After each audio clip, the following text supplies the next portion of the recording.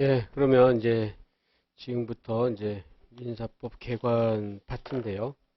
음, 예, 그래서 이제 민법 본격적으로 민총 들어가기 전에 이제 민법의 전반적인 입문을 하게 되고 민사법에 그래서 입문의 입문이에요. 입문의 입문. 그럼 일단은 여러분들이 이제 민사법 개관이다 이렇게 돼가지고요. 일단은 민사소송이 성립이 되려면 이제 일단 이제 갑이라는 사람하고 을이라는 사람 이렇게 돼 있죠. 그래서 이제 민법이라는 거예요. 민법.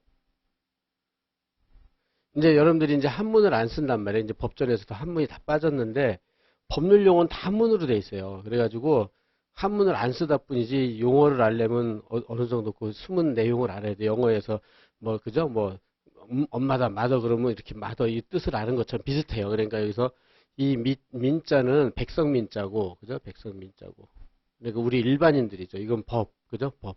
그다음에 법률법자잖아요. 그죠? 이렇게 돼 있다. 그래서 그 백성, 사람들 사이에, 그죠? 사람들 사이, 개인 대 개인이죠.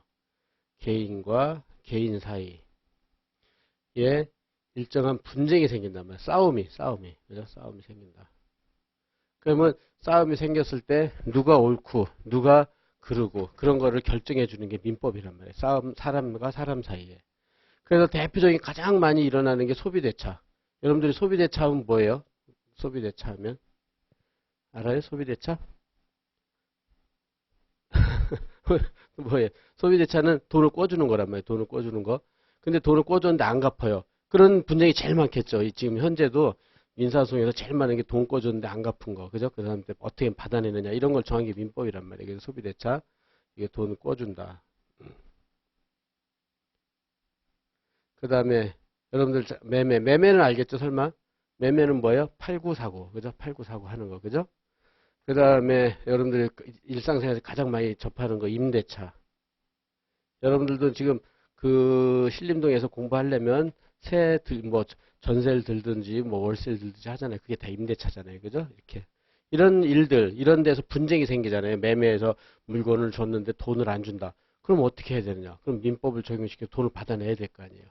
임대차다. 임대차에서 월세를 안 내요. 그럼 얘를 내쫓아야 되고 월세를 어떻게 받아야 되고 막 이런 것들이 전부 민사 분쟁이고 아마 앞으로 공부할 때 이게 제일 많이 나올 거란 말이에요. 그래서 이제 가장 많이 나오는 이렇게 그래서 개인 대 개인 사람들이죠. 백성 여기를 이렇게 얘네들이 싸움이 있으면 누가 옳고 그른지 정하는 게 민법이란 말이에요. 민법. 그래서 일단은 싸움 이게 법률용어로 이것도 분쟁을 모르는 사람은 없겠죠. 분쟁이 일어난단 말이에요. 그죠? 그래서 예컨대 첫 번째 시작을 할 때 갑과 을이 갑이 을한테 2억을 꿔줬어요. 근데 얘가 안 갚는다. 꿔줬는데 안 갚아요. 안 갚는다. 그러니까 안 갚으니까 뭐가 생겼냐면 분쟁이 생긴 거죠. 싸움이 생겼겠죠. 그러니까 갑은 을 보고 야 빨리 돈 달라. 2억이나 꿔줬는데 왜 돈을 안 주냐. 근데 을이 안 준다. 그러면은 2억 받아내야 될 거 아니에요. 그러면 2억 받아내야 되는데 갑이 2억을 꿔줬는데 안 갚는다고 그래서 을한테 가서 좁혀가지고 그죠? 좁혀가지고 막 해가지고 받아낸다. 이건 돼야 안 돼요? 우리나라는 안 돼. 그런 건 고등학교 그럴 때 배웠죠. 그런 게 자력구제, 사력구자로 개인이 개인한테 가서 힘을 써가지고 개인적으로 받아내는 이건 안 돼요. 이건 안 되고 국가 권력을 이용을 해야 돼요. 국가 권력을. 그래서 국가 권력을 이용하는 게 맨 처음에 어떻게 하느냐? 그러니까 이래 얘한테 2억을 받기 위해서는 소를 제기한다고 그런단 말이에요. 소를 제기한다. 소를 제기하는 거는 어떻게 시작하냐면 소장이라는 걸 제출한다. 소장. 여러분들이 소장이 뭐냐면 이제 지겨울 정도로 많이 쓰게 될 기록형이란 말이에요. 기록형. 소장이라는 종이에다 써가지고 갑은 몇 월 며칠 날 을한테 2억을 꿔줬는데 이행기가 그러니까는 돈 갚는 날에 2억을 안 갚습니다. 그러니까는 법원한테 제출해서 받게끔 좀 해주십시오. 이렇게 내는 게 소장이란 말이에요. 그죠? 소장. 이렇게 해서 소제기가 시작을 하죠. 소장 제출하면서 소제기가 시작을 해요. 그죠? 이제 법원에 소장을 이렇게 법원을 이용하는 거죠. 그죠? 민사법원을 얘가 소장을 제출하면서 민사법원을 이용하는 거죠. 그럼 이제 민사법원에서 소장을 받았어요. 그럼 이제 민사법원에서는 이제 그 갑을 도와주기 위해서 이제 시작을 하겠죠. 그래서 소장을 심사를 하고 이제 송달이라는 게 뭐죠? 이 소장을 누구한테? 을한테 보내는 거. 우편으로 보내는 거죠. 우편으로 보내는 거. 그죠? 그래가지고 소장이 그러면 이제 을이 이제 그 소장을 받을 거 아니야. 아, 얘가 나한테 2억을 달라고 이렇게 법원에다가 이렇게 요구를 했구나. 그래서 이제 그 우편을 받으면은 이제 얘가 이제 우편을 받았어요. 그래가지고 이제 이때부터 이제 갑과 을이 이제 재판이 시작되는 거겠죠. 그렇게 돼가지고 그 다음에 이제 소송 요건이라는 걸 하는데 이건 좀 오늘은 가볍게 소송 요건이 뭐냐면은 이게 소를 제기하면 법원이 재판해 줄 수 있는 그런 상태가 돼야 돼요. 재판해 줄 수 있는 소장이 돼야 돼요. 근데 만일 예를 들어서 을이 이미 죽었어요. 그러면 죽은 사람한테 소 제기하면은 재판 하나만 하잖아요. 그죠? 그런 거는 재판을 안 해줘요. 그런 거는 소를 제기하면 그런 건 소를 제기하나 마나. 얘한테 승소 판결 받으면 뭐예요? 이건 죽었는데. 그죠? 아무 소용이 없잖아요. 그러니까는 죽은 사람이다. 그랬을 때는 소송 요건 이제 나중에 보겠지만 민사소송에서 배우겠지만 소송 요건이 흥결이라고 그래요. 이미 죽은 사람. 그렇게 아주 이런 소를 제기하는 것은 죽은 사람한테 있기 때문에 이건 법을 적법하지가 않다 그래서 부적법이라는 용어를 써요. 이건 지금 민소법 용어니까 간단하게 적법하지 않다는 거죠. 부는 아닐 부자니까 나 적법하지 않다 그래서 소를 각하를 해요. 이건 처음에 나오는 거니까 암기 용어를 암기한다. 그러니까 재판해 줄 자격이 없는 소는요. 소를 각하를 한다고 그래요. 안 받아주는 거. 처음부터 소장을 안 받아주는 거예요. 내쫓는다 그래요. 교수님들 보면은 뭐 침대를 못 들어오게 한다 막 이런 용어를 써요. 그러니까 소 각하 용어 지금부터 오늘 이런 용어는 지금부터 많이 외워야 돼요. 소각하. 그럼 이제 교과서를 읽다 소각하, 재판장에 들어가지도 못하고 쫓겨나는 거 이렇게 아주 쉽게 생각하란 말이에요. 그죠? 소를 각하해버려요. 그런데 그런 예가 이제 대표적인 사람이 죽었을 때, 뭐 여러 가지 예가 있겠지만 오늘은 그거 하나만 딱 기억하는 거죠. 근데 얘가 살아있어요. 그러면은 이쪽이 변론기를 열어준다면, 변론이라는 건 여러분 그 TV 지상 같은 많이 봤을 거 아니에요. 그죠? 그래서 여기서 보는데 여기 이제 변론기를 이렇게 열단 말이에요. 그러면 이제 부장판사가 있고, 좌배석, 우배석 이렇게 그죠? 이 부장판사를 여러분들 재판장이라고 하고 이런 건 상식적으로 좀 알죠? 이렇게 판사 3명이 앉아가지고 재판을 한단 말이에요. 그러면 이제 원고 갑이 나오고 그럼 원고 갑이 이제 여기 소장을 제출했잖아요. 종이로 된 거를 원고가 소장을 막 읽죠. 어떻게 읽냐면 내가 을한테 몇 월 며칠 날 돈을 꿔줬는데 며칠 날 갖기로 했는데 안 갔습니다. 판사님 받게 해주시오 이런단 말이에요.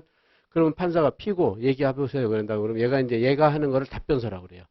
얘가 뭐 답변 모르는 사람이 누가 있겠어요. 그죠? 나 안 껐습니다. 이럴 수도 있고, 껐는데 갚았습니다. 이럴 수도 있고, 그죠? 나는 저기 안 갚아도 됩니다. 막 이렇게 할 거 아니야. 서로 다툴 거 아니에요. 그죠? 그래가지고 이제 첫 길, 두 번째 길, 세 번째 길 막 재판을 한다. 요게 뭐예요? 변론길날 변론하는 거란 말이에요. 그죠? 이런 거는 여러분들이 많이 봤을 거예요. 그죠? 이렇게 변론을 쭉 했어요. 뭐 한 번, 두 번, 세 번 정도 했다. 그래서 이제, 재판을 이제 더 이상 할 필요가 없을 정도 재판이 다 진행이 됐어요. 그죠? 주장도 하고, 얘가 을이 이제 서로 주장, 이렇게 나는 꿔줬다, 갚았다, 안 갚았다 하고, 증거를 뭐로 제출하겠습니다. 그래가지고, 돈꾼 뭐 차용증 같은 걸 제출하고, 영수증 같은 거 제출하고 막 할 거 아니에요. 그죠? 그걸 보고 판사가 이제, 더 이상 할 거 있습니까? 그럼 얘네들이 없습니다. 그럼 변론을 끝내겠습니다. 그래, 종결한다고 그러죠.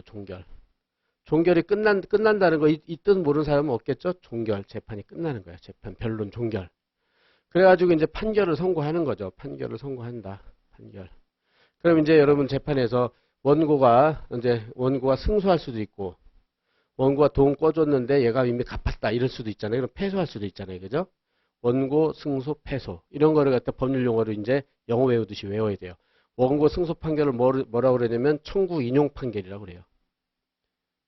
그 다음에 원고 패소 판결을 청구 기각 판결이라고 한다. 이거는 오늘 외울 것. 그랬죠? 그러니까 소각하는 쫓아내는 거. 죽은 사람 소재기, 소각하 이것만 기억나도 돼요. 더 이상 재판해 줄 필요가 없는 거. 근데 재판을 해서 쭉 했는데 다 끝났는데 원고가 승소했다. 청구 인용 판결. 졌다. 청구 기각 판결. 그죠? 그래서 오늘 여러분들 이제 딱 오늘 인문 강의 듣고 이제 집에 가서 이제 엄마가 물어볼 거 아니에요. 뭐 배웠냐? 그러면 적어놔서 소각하, 청구 인용, 청구 기각 이렇게 했습니다. 이렇게 용어를 말할 수 있어야 돼요. 제가 이제 그런 얘기 많이 하겠지만은 이 이해는 철저히 상식적이고 사실적으로 이해를 했어요. 지금까지 이해 안 되는 건 없잖아요. 그죠? 이해 안 되는 거는. 그렇게 하고 용어는 자꾸 법률 용어를 쓰려고 해야 돼요. 뭐 영어 배우듯이. 그렇게 해가지고. 제가 많이 얘기하는데 의사들 보면은 차트 막 그냥 되게 어렵게 쓰잖아요. 뭐 TV 보면 막 지네끼리 영어로 막 하면 우리 하나도 못 알아듣잖아요. 똑같아요. 우리도 다 그렇게 사실적으로 이해한 다음에 대중들 있는 데서 이렇게 멋있는 말을 쓰는 거. 그럼 일반인들은 모르잖아요. 무슨 말인지. 저기 뭐야 막 이렇게. 그런 식으로 해서 유식한 척을 많이 할 수 있도록 해보세요. 그래야지 실력이 많이 늘어요. 알았죠? 그래서 판결을 선고했어요. 그러면 여기서 진 사람이 있을 거 아니에요. 그죠? 둘 중에 하나 졌을 거 아니에요. 그죠? 이렇게. 진 사람은 우리 헌법상 3번에 걸쳐서 재판을 받을 기회를 줘요. 그건 고등학교 때 아마 배웠을 거예요. 그죠? 3심제라고 그래가지고 이게 1심이 끝나면 1심 판결이 끝나잖아요. 그러면은 2심, 3심을 해서 3번의 기회를 줘서 권리구제를 받게끔 해준단 말이에요. 그런 거를 상소라고 한대. 이것도 지금 오늘 여기는 다 좀 처음이니까 여러분들 법률 용어로 외워야 돼요. 왜냐면 책을 읽을 때 저런 것들이 계속 나오니까. 그죠? 민법 책을 읽으면 계속 나와요. 저기 청구 인용, 청구 기각, 상소 뭐 이런 말이. 그래서 이것도 상식적으로 1심 판결에 대해서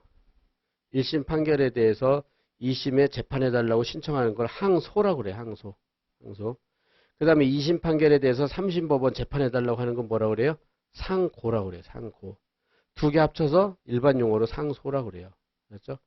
그러니까 최소한 이 정도는 오늘 외워가야죠. 그러니까 소각화, 청구인용, 청구기각, 1심에 2심 재판해달라는 건 항소, 그 다음에 2심에 3심은 상고, 두 개 합치면 상소 이런단 말이에요. 근데 이제 처음엔 잘 안 이어지잖아요, 이게. 그러니까 여러분들이 항소, 상고를 자꾸 틀린단 말이에요. 그러니까 잘 모르겠다. 그럼 상소라고 말하면 돼요. 상소. 이거는 두 개 포섭하는 용어니까 그럼 틀리진 않거든요. 그렇죠? 이렇게 해서. 그래서 용어가 이렇게 된다는 거 알았죠? 이렇게.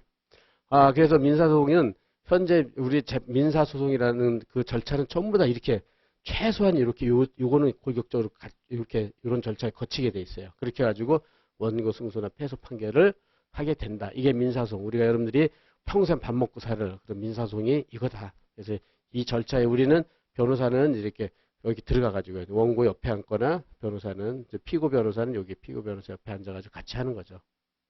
그래서 이거 하려고 우리 지금 이거 하는 거잖아요. 이렇게 그죠? 이렇게 몸피고. 그래서 여기에 대해서 그렇다면은 가서 봅시다. 그러면은 여기서 민사소송 절차 책 1페이지를 가보세요. 요거를 그러니까 그렇게 설명을 할 거예요. 먼저 노트를 보고 간략하게 설명을 한 다음에 이런 추상적인 말에다가 대입을 시키는 거예요. 이제 추상적인 말에. 그래서 여러분들이 얼마큼 이해를 할 수 있는지 한번 확인해 보세요. 그렇게 해가지고 민사소송 절차 별게 아니죠. 지금처럼 뭔가 분쟁이 있을 때 법원에 소장을 제출해가지고 재판을 진행하는 절차. 그게 민사소송 절차예요. 그죠?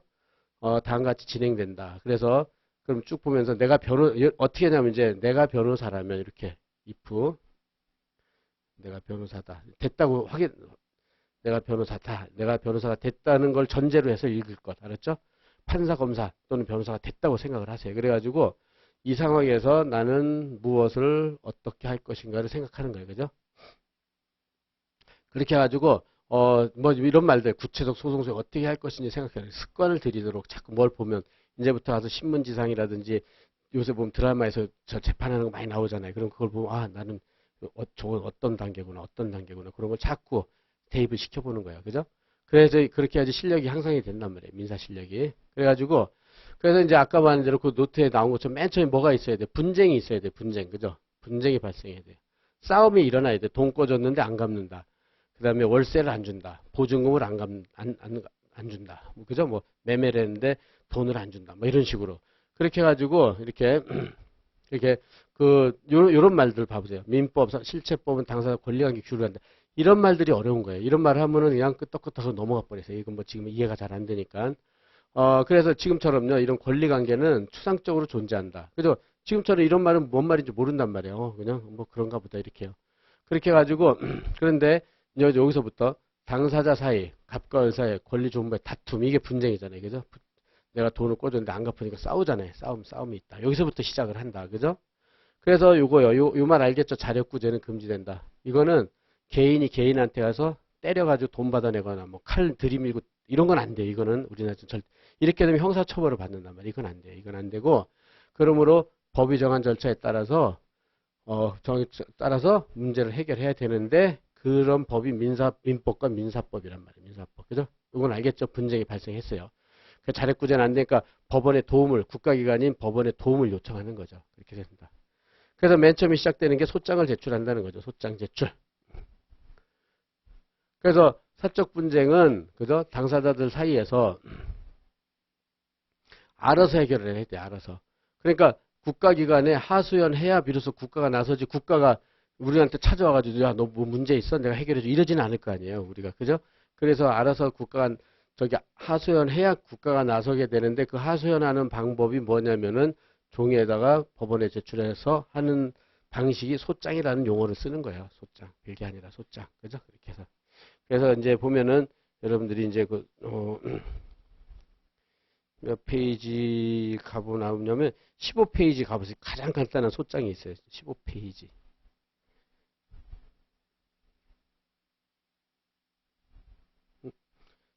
15페이지 어디쯤 가냐 여기 사용증하고 그 다음인가 예 여기 소장이라고 쓴 거 네, 이렇게 해서요. 여기 페이지는 15페이지일 거예요. 그죠? 이렇게 해가지고 간략하게 소장을 한번 보겠어요. 이제 여러분들이 요걸 좀 복잡하게 쓰는 게 기록형이란 말이에요. 기록형 시험. 그렇죠? 이게 기록형이란 말이에요.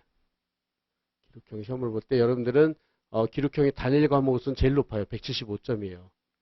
그러니까 형법하고 형사소송법 합친 거의 준한단 말이에요. 그 200점에 준하니까 굉장히 중요하죠. 이걸 기록형을 못 보면 마찬가지 시험을 붙을 수가 없어요. 이걸 잘 봐야 돼요. 그러니까는 하는데 맨 처음에 봐보세요. 이렇게 기록형. 그래서 이제 소장이라는 용어를 쓴다.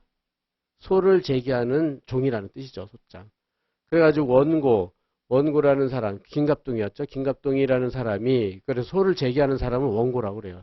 그리고 또 소장에서는 이렇게 여러분들 실무 나가면 원고 용지는 전부 빨간색으로 되어 있어요. 이렇게. 그래서 김갑동 한문 쓰고 주소 쓰고 해서 김갑동이 어디에 사는지 김갑동이 대한민국 다른 김갑동과 구별되도록 저렇게 쓰는 거죠. 그 다음에 피고는 다 파란색을 써요. 최삼식 해가지고 이렇게요. 해가지고 원고 피고 쓰고 그래서 이제 원고는 소를 제기하는 사람이고 그 상대방이 피고라는 뜻이에요. 그죠? 그렇게 해가지고 지금처럼 대여금 청구에 소를 제기하는 거예요. 이제 소의 제목. 이제 원고니까 빨간색으로 소의 제목. 그 다음에 이제 청구 취지라는 거. 뭘 청구하는지 알려주는 거예요. 뭘 청구하는지. 그래서 피고 최삼식은 원고에게 2억 원을 지급하라. 라는 판결을 구합니다. 이렇게 해가지고 법원에다가 이걸 신청을 하는 거예요. 그래서 청구 취지라는 것은 원고가 뭐를 청구하는지, 즉 원고가 전부 승소했을 때 그 구하는 그런 거를 구하는 바를 쓰게 돼 있는 거예요. 그죠? 청구 취지를. 그 다음에 이제 거기에 대해서 청구 원인. 그럼 청구하게 되는 원인이 뭐냐? 이걸 쓰게 되는 거죠. 쓰게 된다. 그래서 보면은 원고는 피고에게 2021년 7월 1일 날 2억 원을, 그죠? 돈 꿔준 날이 7월 1일이겠죠? 그 다음에 변제기는 뭐냐면, 약정을 하잖아요. 너 며칠 날 갚을래? 그러면은 며칠 날 갚을게. 그럼 그날을 정하는 게 변제기잖아요? 이를 9월 30일로 정하여 대여. 대여라는 말은 이건 꿔줬다는 거예요. 꿔줬다. 그리고 빌렸다는 거는 차용이고. 알았죠? 대여하고 차용이 반대말이에요. 이렇게. 이런 용어 정리를 지금부터 해놓으세요. 알았죠? 꿔줬다. 대여. 그 다음에 빌렸다. 차용. 알았죠? 그리고 이런 용어도 모르면 말이 안 되잖아요. 그죠? 이제 여러분, 그러니까 제가 오늘 말했지만 인문의 인문이라고 그랬죠? 대여, 차용. 이제 이건 제가 자세히 하겠지만 대여했습니다. 그러니까 이렇게 해서 대여했다고 했는데, 근데 변제기일, 이 9월 30일이 지나도 대여금을 변제하지 않게 원고는 피고에게 위 대여금을 2억 원을 지급을 구하기 위해서 청구한 것입니다. 이렇게 되면 청구 원인이 되겠죠. 그죠? 돈을 며칠 날 2억을 꿔줬는데 안 갚습니다. 이렇게. 그러면은 그래서 2억을 구합니다. 이렇게 되는 거죠. 근데 이거를 아무렇게나 청구하면 안 되겠죠. 증거를 대야죠. 증거를 뭐라고 그래요? 입증. 그죠? 증거를 댄다 그래서 입증. 그 다음에 그 입증 방법이라는 용어를 쓰는데 증거를 대는 걸 입증 방법이라고 그래요. 증거를. 그래가지고 이제 나중에 보겠지만 원고가 제출하는 거를 갑포증이라고 그래요. 갑포증. 그 차용증이 뭔지는 알죠? 돈 꿔줄 때 쓰는 거. 그죠? 각서, 합의서 이런 거 이렇게 쓴단 말이에요. 이걸 제출해야지 판사가 보고 이거 꿔줬네. 그걸 알죠. 그죠? 이렇게. 그 다음에 나머지 첨부 서류 해가지고 서류를 내야 되는데 뭐냐면 소장 부분은 뭐냐면 정보는 이렇게 정보 원문은 판사한테 내는 거고 그 다음에 피고한테 송달하려면 어떻게 돼요? 복사본 하나 제출해야 될 거 아니에요. 그러니까 피고한테 송달하는 거 이거는. 피고한테 송달하는 걸 복사본. 그죠? 부분 하나 제출하는 거. 이런 식으로 돼 있어요. 그 다음에 법원에서 공짜로 재판 안 해주니까는 인지 때 돈 낸 거. 그것도 하나 이렇게 붙여야 돼요. 그래야지만 재판해 주니까. 그렇게 하고. 그 다음에 변호사 선임했으면 우리가 변호사 하려고 그러잖아요. 소송대리 위임장을 제출하고. 이런 식으로 돼 있는 거예요. 가장 간단하게. 그 다음에 제출한 날하고 원고의 대리인, 변호사 누구 이렇게 써서 제출하고 그걸 어느 법원에 제출했는지, 그죠? 여기서 이제 이걸 어느 법원에 제출했는지 여기다 밑에 써서 제출하면 되는 거. 이런 게 이제 소장이에요. 별게 아니죠. 아, 이런 게 소장이구나. 이렇게. 그죠? 그래서 이런 거를 맨 처음에 재판 진행하면 소장을 제출해서 권리구제를 받으려고 하는 거죠. 그죠? 이렇게 된다. 그래서 다시 가서 이제 지금 여기지. 예, 그래서 다시 저기 1페이지로 가서 아니구나. 여기 민법의 바로 앞에 답변서 제출 9페이지. 저기 9페이지가 지금 몇 페이지로 됐냐 여기는 1페이지. 예, 8.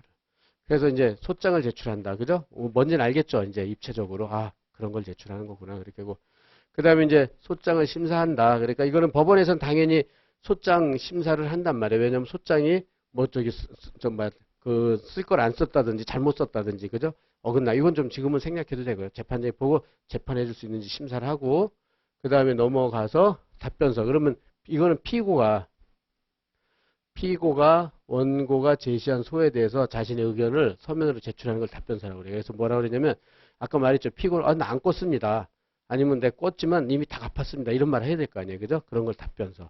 그러니까 소장에 대응하는 말이 답변서. 이건 할 수 있겠죠. 그죠? 이렇게 한다. 답변서 제출해요. 그렇게 해가지고 근데 준비 절차 이건 안 봐도 되고 준비 절차는 지금 이제 저기 절차가 돼가지고 임의 절차가 돼서 이제는 안 봐도 되고 아까 말한 변론 절차로 바로 간단 말이에요. 변론 절차로 이렇게 변론 절차로 간다.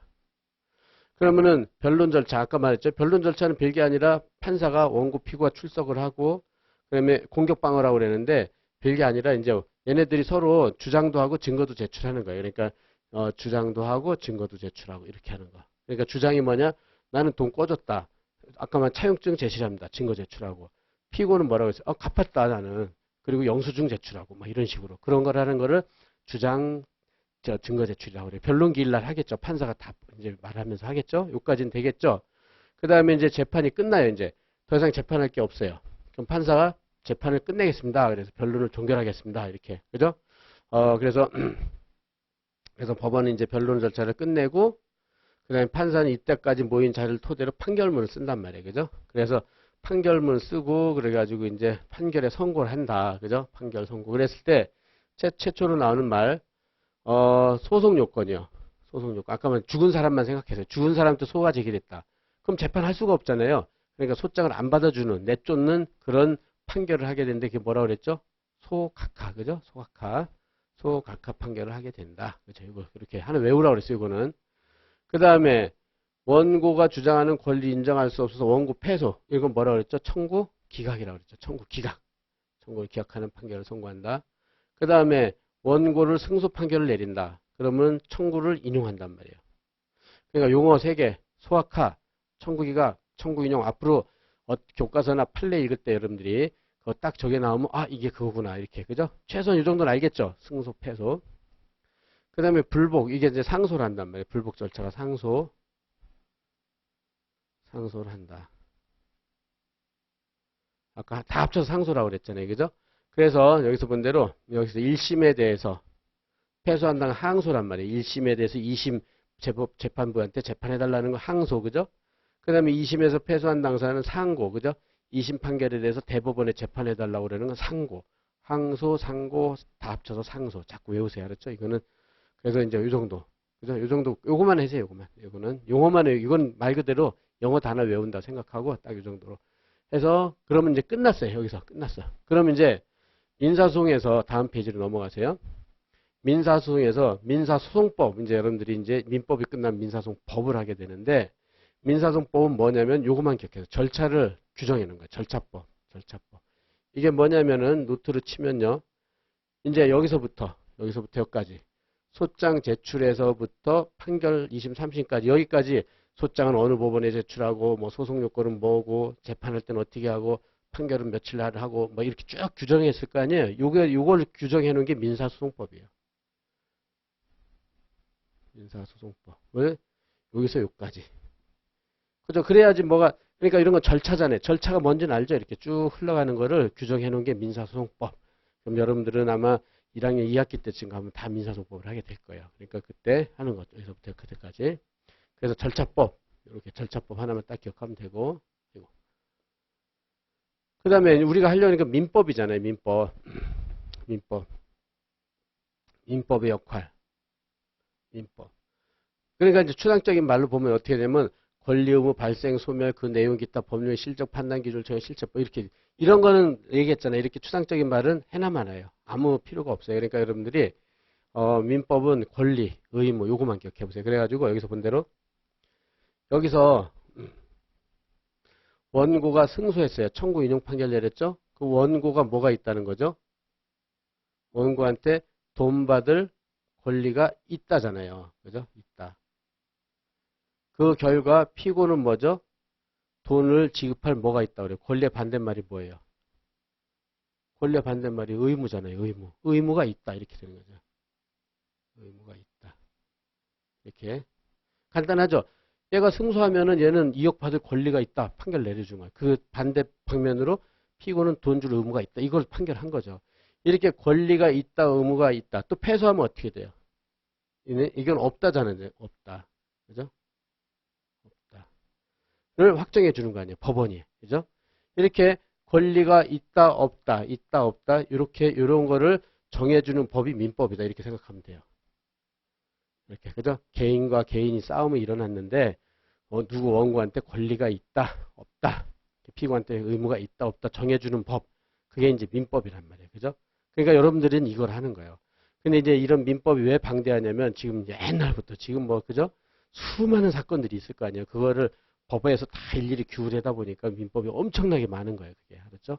지금 말한 대로 이렇게 소비대차, 매매, 임대차 해가지고 계약 유형을 민법에서 15개를 규율해 놓고 있어요. 그러니까 여러분들 입문하면서 15개 최소한 용어 보고 아 요건 뭐야? 요런 건 알고 있어야 돼요. 요건 알고 들어가야죠. 근데 최소한 지금 요 매매 뭐 팔고 사고 뭐 이 정도는 알고 임대차는 새 들어 사는 거 세산 이 정도는 알고 있잖아요. 그죠? 이런 식으로 다 만들어 놔야 돼요. 15개 용어를. 그런 걸 하는 것이다.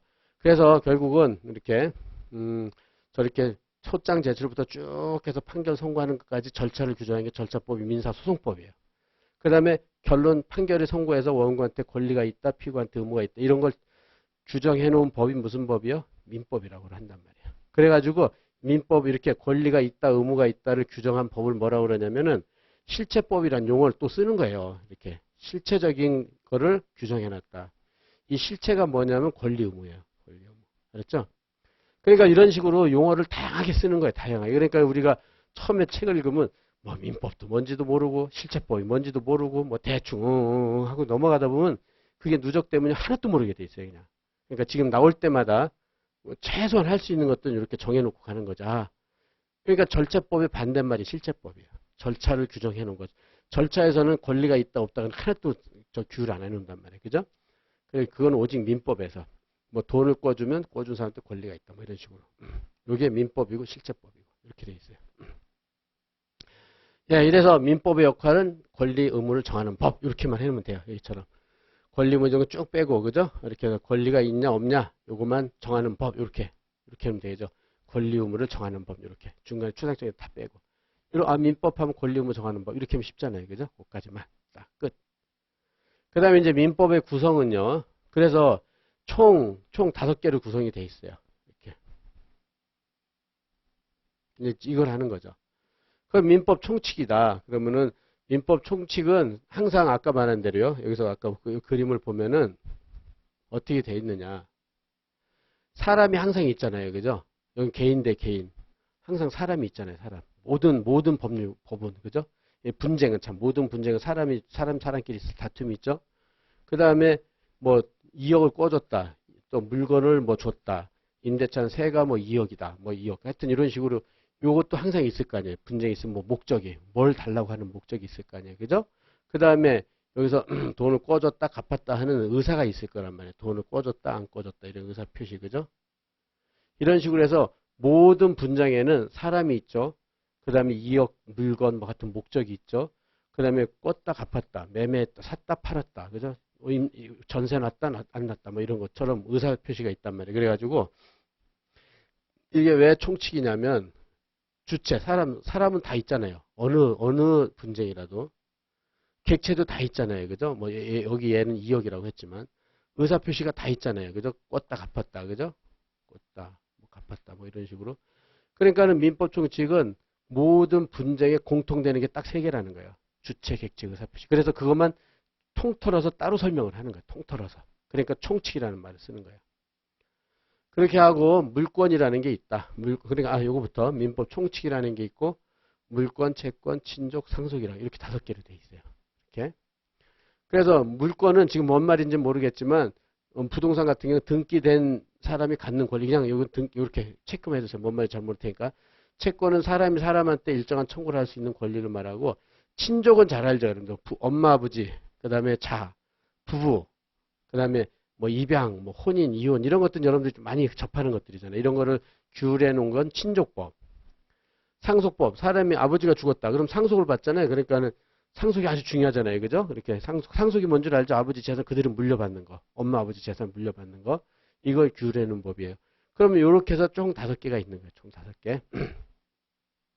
그래서 요거를 이제 앞으로 여러분들이 이제 진행을 하면서 공부를 하는 거란 말이에요. 그죠?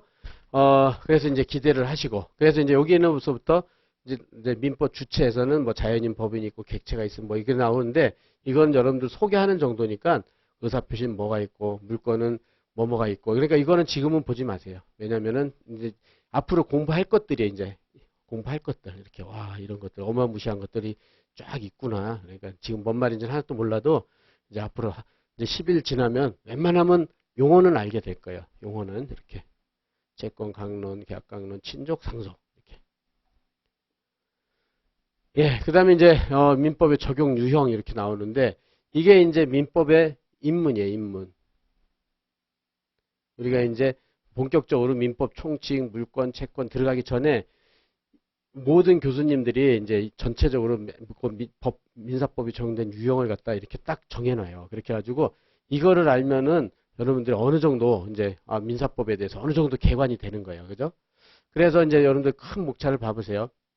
계약이 원만하게 진행되는 거. 그죠? 그러면 지금 대부분은 우리나라에서 그죠? 개인이 매매하면 돈 주고 사고 팔고 이렇게 해서 아무 분쟁 없는 게 90%는 되겠죠. 그죠? 대부분이 분쟁 없이 일어나지 분쟁이 있는 경우가 오히려 드문 거 아니에요. 그죠? 그러니까 우리 현재 사회생활에서 이렇게 유지되고 있다는 것은 계약이 거의 원만하게 진행되기 때문이에요. 그래서 이게 90%인데 이렇게만 되면 얼마나 좋겠어요. 그럼 우리 민법이 있으나만 하잖아요. 그죠?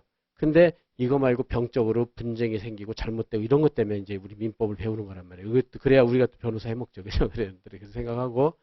그래서 원만하게 진행돼 가지고 큰 목차 한번 봐보세요. 그래서 소유권이라는 거, 소유권이라는 개념. 여러분들은 소유권 모르는 사람이 누가 있게? 소유권이 뭐예요? 그렇게 물어보면 모르죠. 그죠? 소유권이 소유권이지 뭐 이렇게. 그죠? 그러니까 소유권이라는 개념. 그 다음에 점유권이라는 개념. 이런 것들을 좀 알아야 돼요. 소유권, 점유권. 그 다음에 다음 페이지로 넘어가면요. 세 번째는 고장이 난 거. 계약의 무효든 장애 사유. 그러니까는 계약을 체결했는데 무효가 돼버린 거예요. 여러분들 무효, 취소 이거 모르는 사람 없죠. 무효, 취소. 그럼 무효하고 취소가 무슨 차이가 있느냐? 그럼 또 말을 못해요. 무효, 취소, 그게 그거 아닌가? 막 이렇게. 어쨌든 고장이 난 거죠, 계약이. 이런 거. 그 고장 난 걸 장애라고 그러죠. 고장 난 거. 계약이 잘못됐어요. 잘못됐다. 이렇게. 그런 유형이 뭐 있는지 보는 거예요. 그래서 우리 사회생에서 가장 많이 일어나는 그런 것들을 민법에서 규정을 해놓는단 말이에요. 무효가 뭐 있고 취소가 뭐 있고 그래서 고장이 났을 때는 어떻게 처리하고 이런 것들이 쭉 규정이 돼 있어요. 그렇게 하고 그 다음에 또 이제 다음에서 이제 보면은 고장이 난 거, 그 다음에 여기요. 채무불이행이라는 거. 여러분들 채무불이행이란 말은 들어봤을 거예요. 분명히. 그죠? 채무불이행 들어봤어요. 그러니까 이거는 계약은 유효해요. 근데 채무라는 것을 이행하지 않았을 때 어떻게 규율하냐. 뭔 말인지 몰라봐도 분명히 듣긴 들었는데 채무불이행. 그랬을 때 어떻게 규율하냐. 이게 이제 민법의 채권법에서 큰 영역을 차지해요. 그 다음에 이제 물권법 들어간 마지막에 나오는 게 여기서 담보라는 거. 물권법의 담보.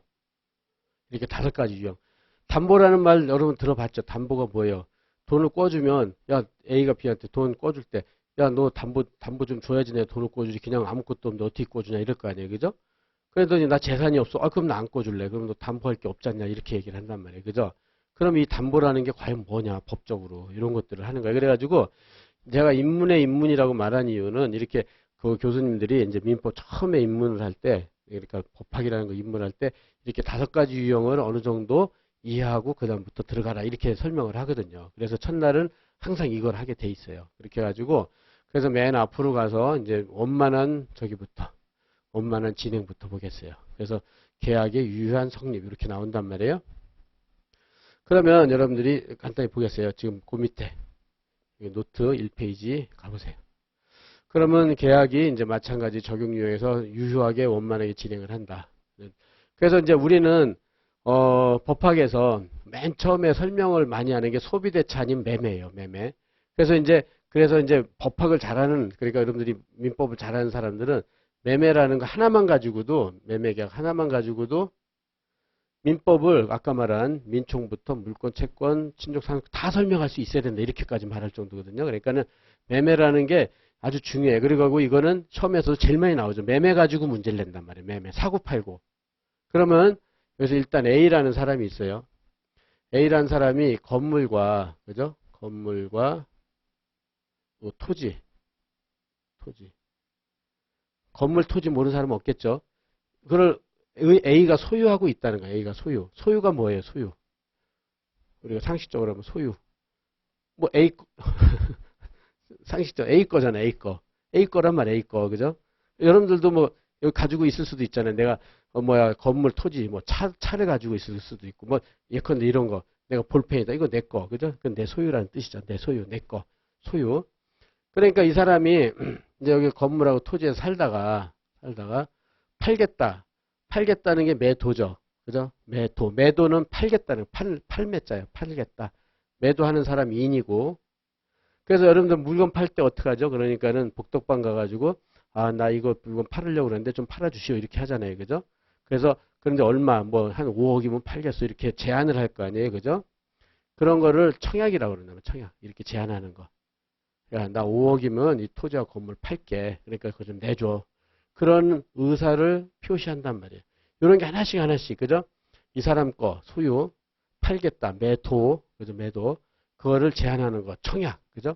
그걸 말하는 거, 의사표시. 이렇게 돼 있단 말이에요. 그죠? 그랬더니 B라는 사람도 그 지역에 와서 저 건물과 토지를 살려고 그래요. 보니까는 딱 건물과 토지 가서 복덕방에 가서 보니까 마음에 들어요. 그럼 어떻게 하겠어? 사겠다 그러겠죠. 사겠다. 이게 매수란 말이야. 사겠다. 매수. 별거 아닌 것 같아도요. 매도가 뭐냐, 매수가 뭐냐 이러면 모르는 사람이 대부분이에요. 그게. 그래서 여러분들이 근데 일상생활에서 매도, 매수 이런 거 그냥 듣고 뭐 그거 사고 팔고 하는 거니까 아무 생각 없이 하는데 이제 법학은 정치하게 하나씩 따지는 거예요. 요거는 뭐고, 요거는 뭐고, 요거는 뭐 그랬죠? 파는 건 매도, 그 다음에 사는 건 매수, 그렇죠? 이런 식으로 하나씩 정해 놓는 거예요. 그리고 얘가 청약 제안을 했잖아요. 5억에 팔겠다. 그랬더니 그래 5억이면 내가 사겠어. 오케이 하는 거죠. 이게 승낙이죠. 그죠? 받아들이는 거. 5억에? 그럼 알아서 5억이면 내가 사죠. 뭐 이렇게. 그리고 오케이 사인 내는 거. 그죠? 이게 승낙. 그래서 모든 계약은 청약과 승낙으로 이루어져 있어요. 청약과 승낙. 그럴 수밖에 없잖아요. 임대차도 나 저 집 월세 100만 원에 나와서 월세 100만 원에 내놓는 게 청약이죠. 집주인이 나 요 방 100만 원에 내놓을게요. 그럼 오케이. 그게 임대 청약이란 말이에요.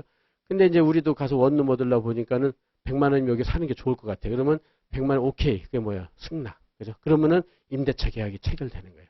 이런 식으로 여기처럼요. 청약의 의사표시하고 승낙의 의사표시 요까지 이해되죠. 그죠? 이렇게. 그래서 이런 게를 의사의 합치라고 그러는데 합치는 별게 아니라 일치죠. 일치가 됐어요. 의사의 합치. 그러니까는 갑의 의사는 뭐냐면 아까 말한 민법 총칙을 해서 모든 사건은 세 개로 이루어졌다고 그랬죠. 사람, 물건, 목적, 의사표시로 이루어졌다고 그랬잖아요. 주체, 누구랑 누구예요? A는 B한테 팔고 B는 A로부터 산다. 일치했잖아요. 일치. 이런 거를 법률적으로 뭐라고 하냐면 주관적 합치. 사람을 주관이라고 그래요. 주관. 그러니까 여러분들이 이런 거 없이 그냥 주관적 합치다 이렇게 하면 또 무슨 말인지 하나도 모르는 거예요. 그죠? 사람을 주관적이라고 한다. 사람을 주관적. 그렇죠? 정해놓으면 되잖아요. 그죠? A가 B한테 팔고 B는 A로부터 사고. 그럼 사람끼리는 일치됐네? 그게 주관적 합치예요. 그죠? 그 다음에 객체. A는 건물과 토지를 주고 B는 얼마를 주고요? 5억을 주고. 요것도 일치됐네? 그죠? A는 건물과 토지 너 줄게. 오케이. 나는 5억 줄게. 이게 일치가 됐잖아요. 이건 무슨 일치? 이걸 객관적이라고 그래. 객관적 합치. 그리고 의사표시. A는 팔겠다. 매도. B는 사겠다. 매수. 딱 일치가 됐잖아요. 그죠? 이렇게 해서 세 가지가 일치를 하는 거예요. 주관적, 아니, 뭐 주관적 객관적 빼고요. 사람 일치했죠. A, B. 그 다음에 물건, 저 일치했죠. 건물과 토지하고, 그 다음에 5억하고. 그 다음에 A는 팔고, B는 사고 일치했잖아요. 그러니까 이 세 군데에서 일치라는 거를 의사의 합치라고 하네. 합치냐 일치냐 뭐 똑같죠. 뭐, 그죠? 일치가 됐어요. 그러면, 이러면은 매매라는 계약이 유효하게 성립됐다. 성립은 체결이라. 여러분들이 알고 있는 상식적인 체결이죠. 체결. 유효하게 체결됐다고 하는 거예요. 유효하게. 그러니까 앞으로 말하는 아까 15개 계약이 있다고 그랬잖아요. 전부 다 이렇게 돼 있는 거예요. 청약하고 승낙을 해서 주관적, 객관적 의사표시 합치가 있어요. 일치가 있어야 돼요. 그럼 계약이 체결되네요. 계약. 임대차 계약, 소비대차 계약, 모든 계약은 일치가 돼야 계약을 체결하죠. 그죠? 아, 계약이 체결됐어요. 그럼 유효하게 체결됐다. 그래. 유효하게. 우리는 근데 법률 용어 성립됐다 그런단 말이에요. 체결됐다는 말은 알죠, 여러분들. 근데 이제 법 답안 쓸 때는 성립이란 말을 쓰는 거야. 성립. 그죠? 성립. 그러면 여러분들이 알겠지만 유효. 지금 한문을 안 쓰니까 하고 무효. 이거 비교를 해보세요. 이게 한문으로 했을 때는 쉽게 되지만 요건 있을 유자예요. 있을 유자. 있을 유. 효는 효과잖아요. 효과. 근데 계약이 유효하게 성립됐다는 것은 매매계약 유효하게 성립되는 효과가 유효하니까 있다. 그러니까 발생한다는 거죠. 효과가 발생한다. 이런 뜻이고. 무는 없을 무자. 없을 무자 모르는 사람 없겠죠? 설마 없을 무자 몰라 이거? 알죠? 없을 무자. 그 다음에 효과. 그죠? 무효는 효과가 안 발생이야. 안 발생. 그죠? 없을 무자니까. 그죠? 그 유효는 효과가 있으니까 효과가 발생하는 거고. 이렇게 풀어서 생각해 놓으면 되죠. 아, 유효, 무효. 별거 같은데, 별거 아닌 것 같아도요. 유효, 무효 비교해보면 말은 못해요. 유효가 유효지. 이러는 게 법학자는 제일 안 좋아요. 뭐 물어보면, 그게 그거지. 뭐 이러면 안 돼요. 항상 뭔가 정의를 잘 내릴 수 있어야 돼요. 그러니까 아까 말했잖아요. 상식적이고 사실적으로 뭔가 풀어서 얘기를 할 수 있어야 된다고 그랬잖아요. 그럼 이게 어떻게 되느냐.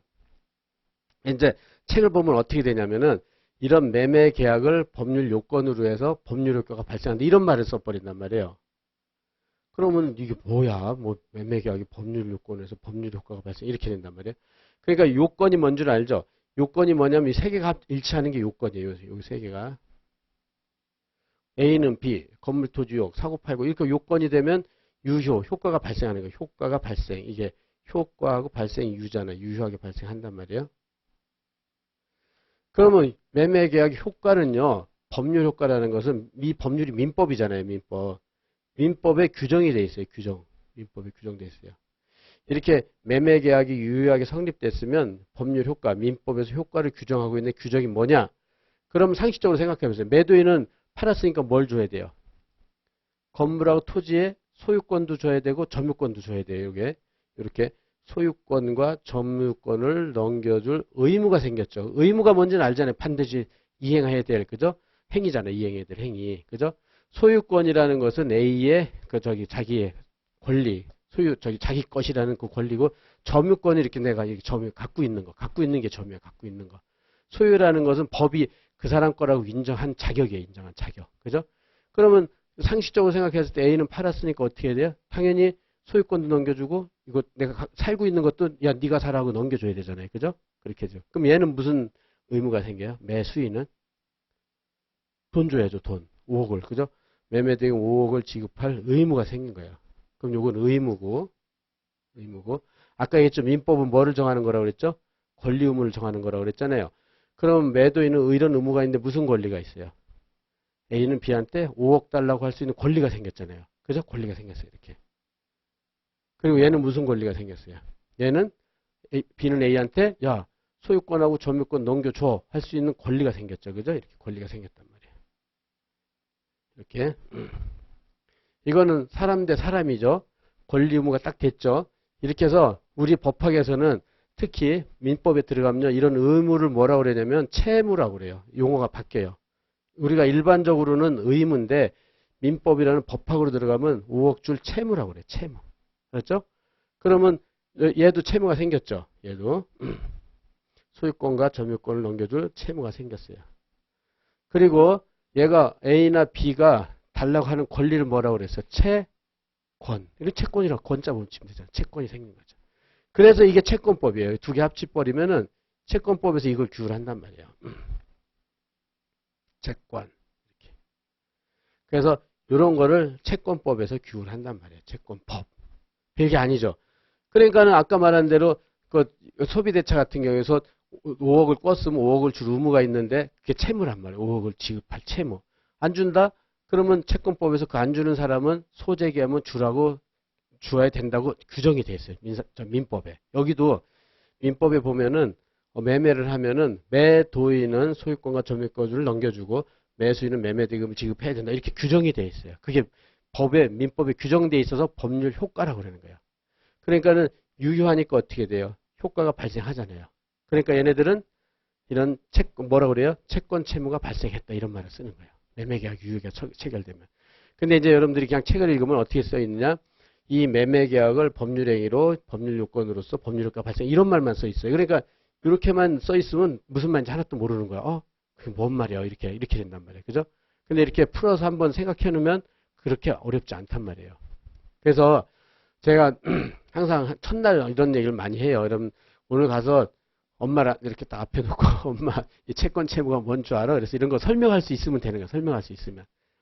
그렇게 그 가장 잘하는 사람이 가장 법률 문해안을 놓고 이해를 시키는 게 가장 잘하는 거거든요. 이런 식으로. 그러니까 이렇게 여러분들 스스로도 생각을 해보세요. 이렇게 이러면 되겠구나. 법학이 별게 아니구나. 채권 채무가. 그죠? 이런 거를 추상적인 용어로 절대 지금부터 외우려고 하지 말고. 근데 보통 로스쿨을 가거나 이렇게 가면요. 그걸 외우라고 하거든요. 뭐뭐를 법률행위로 하는 법률 요건으로서 저희 때는 그랬어요. 저희 때는 교수님이 맨 첫 시간에 법률행위에 대해서 정의를 내려보세요. 자네 일어나서 해보게 그러면 법률행위란 잘 모르겠는데 왜 그 추상적인 말을 외울 수가 없으니까 그런 거 아무 필요가 없어요. 알았죠? 이게 흘러가는 것만 쭉 보고 용어 보고 왜 이렇게 됐는지 그죠? 요 용어는 뭐 요 용어 뭐 이거는 우리 사회에서 맨날 일어나는 일이잖아요. 그죠? 이런 거를 여러분들이 이제 앞으로 변호사가 돼서 정확하게 분석을 할 수가 있어야 돼. 요건 뭐고 요건 뭐고 탁탁탁. 근데 이게 만일 무효다 그러면 어떻게 돼요? 이런 효과가 안 발생하잖아요. 그러니까 이게 만일 무효다 그러면 채권 채무가 생겨요, 안 생겨요? 안 발생. 여기도 안 발생. 유효니까 발생. 그죠? 이렇게 되는 거예요. 그러니까 무효 유효도 지금부터 법적으로 자꾸 이해를 해놓는 거예요. 법적으로. 그렇구나. 그럼 별게 아닌데도 법적으로 해놓으면 좀 어렵거든요. 그게. 그리고 그다음에 시간이 거의 다 됐는데 요것만 봐보세요. 법률행위라는 게 나오고 사실행위라는 게 나와요. 책을 읽다 보면 법률행위는 뭐냐? 별게 아니에요. 우리가 이제 민법을 배우잖아요. 그죠? 민법에 규정된 행위를 하는 거를 법률행위라고 하는 거예요. 그럼 여러분들이 민법 보면 매매라고 596조 아니 563조인데 좀 봅시다. 563조에 매매라는 규정이 있어요. 그러면 팔고 사는 거는 민법에 규정된 행위니까 무슨 행위라고 그래요? 그걸 갖다가 법률행위라고 하는 거예요. 별게 아니에요. 그죠? 그 다음에 근데 사실행위라는 건 뭐냐면 민법에 규정이 없는 행위예요. 없을 문자. 이게 없을 문자인데 규정이 없다. 민법에 규정이 없는 행위는 무슨 행위요? 사실행위. 그래서 교수님들이 어떤 예를 드냐면은 부부가 6시에 저녁 먹자고 약속을 해놨어요. 근데 남편이 깜빡 잊고 안 왔어요. 그래서 아내가 화가 나가지고 남편한테 채무불이행을 소재기해서 강제 집행할 수 있냐 이렇게 여러분 아마 면접시험 때 이런 거 나오고 그럴까 하면 그죠? 이런 게 되겠어요, 안 되겠어요? 이런 게 법에 있어요, 없어요? 민법에 없잖아요. 그러니까 이런 행위 부부끼리 약속하고 뭐 저기 밥 먹고 이런 거는 사실행위라고 하는 거예요. 민법에 없는 행위. 그게 아니죠. 그러니까 우리가 책 읽거나 판례를 읽을 때 이렇게 좀 아주 극단적으로 생각해내야 돼. 좀 이렇게 입문할 때는요, 좀 극단적으로 생각하세요. 그래야지 법학할 때 좀 빨라져요, 그게. 그렇죠? 아주 극단적으로 그런 일이 일어날 일도 없겠지만은 그런 일을 자꾸 상정해가지고 그래야지 빨리 입문이 되게끔.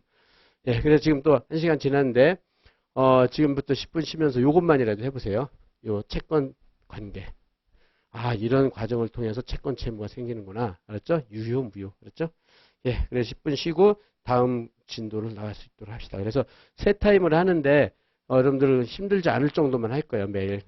그리고 여기서 하면서 여러분들이 들으면서 이해 안 되는 건 바로 질문하세요. 그건 뭡니까? 잘 모르겠다. 이렇게 알았죠? 지금까지는 이해 안 되는 거 없죠? 여러분들은 잘 할 테니까 이렇게 하고 10분 쉬고 합시다.